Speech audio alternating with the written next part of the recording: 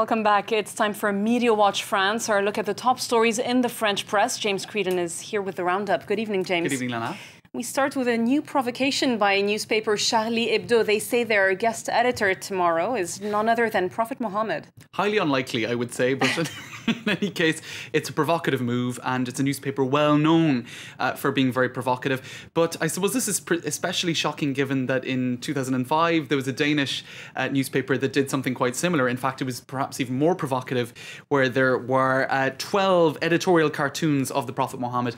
That sparked riots and unrest around the world. At the time, there were a reported 100 deaths that came out of that incident. It hasn't stopped Charlie Hebdo pulling a similar stunt this week, and here is that front cover. And I've never seen a turban particularly like that myself. I'm wondering, did they have something else in mind, which I won't even go into?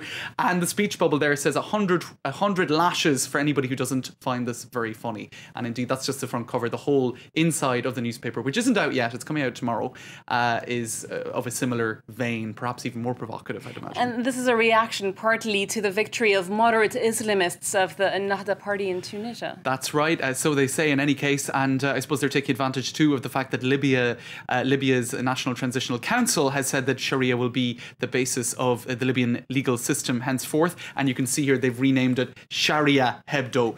So I suppose ha ha ha for some and not at all funny for a lot of other people.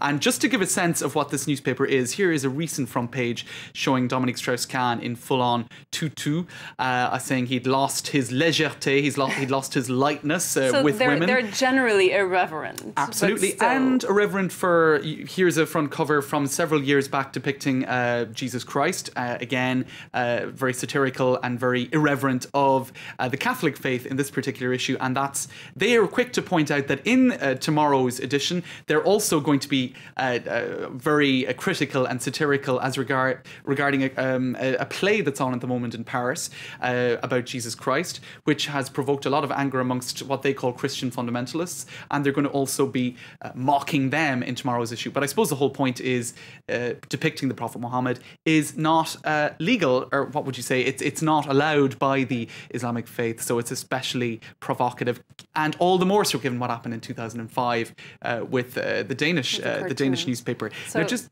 a look at some of the reaction, I suppose. Here you have one person tweeting saying, "That's all we needed, bunch of idiots."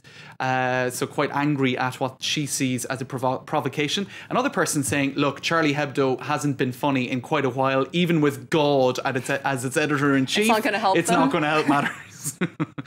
Right. So there you go. And another one, it's been making waves around the world, in fact, and this tweet is in English. "Duck everybody. France's satirical magazine invites Prophet Muhammad as guest editor." So I suppose somebody there predicting a lot of ire and anger. In other words, and upset. yes, we're waiting for the fallout tomorrow, and I'm sure you'll be with us for that tomorrow evening. I hope so, at least. Absolutely. There's bound to be some reaction. And indeed, just very quickly to show you this, Islam en France, the website Islam in France, saying perhaps we should burn copies of Charlie Hebdo. Now, they're saying just as a joke, but perhaps that could be the first signs of either a jocular, what would you say, people burning it as a joke or people burning it quite seriously. So I guess we'll have to see. Both sides playing with fire, it seems. Absolutely.